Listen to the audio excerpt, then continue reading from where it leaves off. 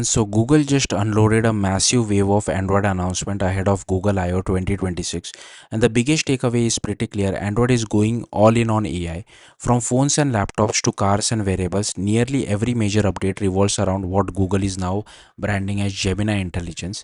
The biggest reveal was easily Gemini Intelligence itself, which is basically Google's new umbrella branding for advanced AI features across Android devices.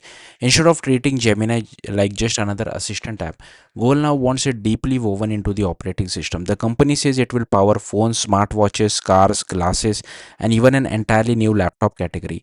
The first wave of Gemini Intelligence features arrive this summer on the latest Samsung Galaxy devices and Google Pixel phones.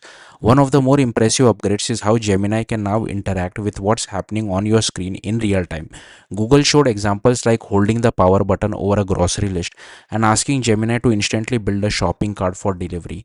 Chrome on Android is also getting much deeper Gemini integration, allowing users to ask questions about web pages or perform actions based on page context. Google also says that feature arrives in late June. There's also a major AI push for productivity and input. Gboard's new Rambler voice typing uses Gemini models to clean up speech and automatically by removing filler words, pauses, and repeated phrase before text even appears.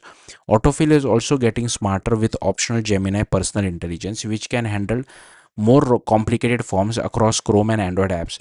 Google also introduced something called generative AI. Instead of static widgets, Android users will be able to create custom widgets and Wear OS styles populated with live web information and personal Google app data. It's one of the clearest signs yet that Android's interface itself is becoming AI generated. The weirdest and probably most unexpected announcement was Google Books.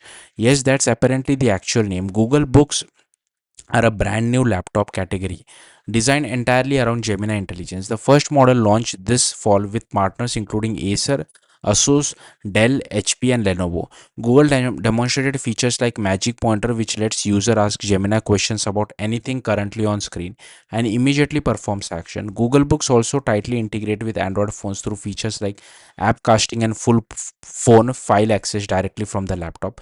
Google says the device will feature premium builds and a distinctive glow bar design element.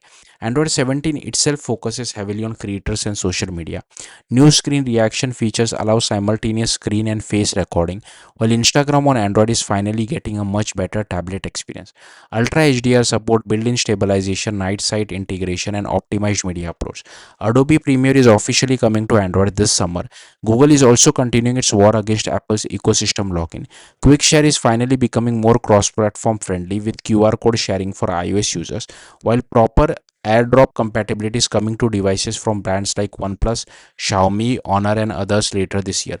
Meanwhile, Google is massively improving iPhone to Android migration with wireless transfer for password, messages, apps, eSIMs, photos, and even home screen layouts.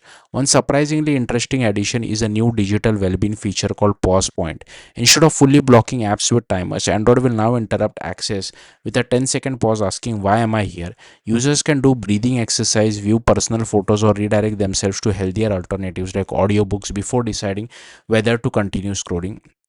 Google also revealed a redesign for emoji called Noto 3D, giving emoji more depth and texture across Android and Pixel devices later this year. Finally, Android Auto got one of its biggest visual refreshes in year with Material 3 Expressive redesign featuring smoother animation, widget wallpapers, and immersive edge-to-edge navigation in Google Map. Supported vehicles from brands like BMW, Mercedes-Benz, Volvo, Tata Motors, and Mahindra are also getting full HD video playback and Dolby Atmos spatial audio support.